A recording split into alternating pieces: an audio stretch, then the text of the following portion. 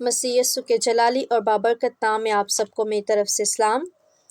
ہم آج خداوند کے کلام میں سے زبور نمبر 2 پڑھیں گے، جو ہے خدا کا برگزیدہ بادشاہ۔ اس کی پہلی آیت سے، قومیں کس لیے طیش میں ہیں اور لوگ کیوں باطل خیال باندھتے ہیں؟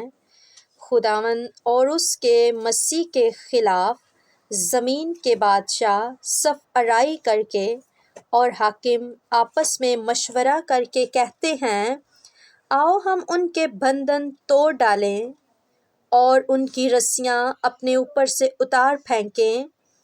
وہ جو آسمان پر تخت نشین ہے ہنسے گا، خداوند ان کا مذاقہ اڑائے گا۔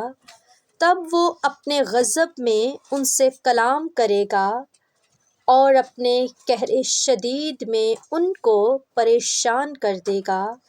میں تو اپنے بادشاہ کو اپنے کوہ مقدس صہیون پر بٹھا چکا ہوں، میں اس فرمان کو بیان کروں گا۔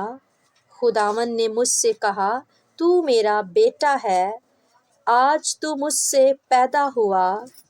مجھ سے مانگ اور میں قوموں کو تیری میراث کے لیے، زمین کے انتہائی حصے تیری ملکیت کے لیے تجھے بخشوں گا۔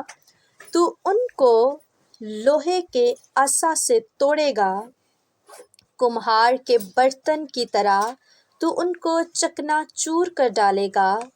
پس اب اے بادشاہو، دانش مند بنو، اے زمین کے عدالت کرنے والو، تربیت پاؤ۔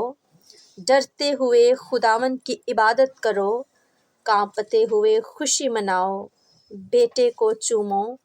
ایسا نہ ہو کہ وہ قہر میں آئے اور تم راستے میں ہلاک ہو جاؤ، کیونکہ اس کا غضب جلد بھڑکنے کو ہے۔ مبارک ہیں وہ سب جن کا توکل اس پر ہے۔ آمین۔ پاک کلام کے پڑھے اور سنے جانے پر ہم سب پر خداوند کی برکت ہو۔ آمین۔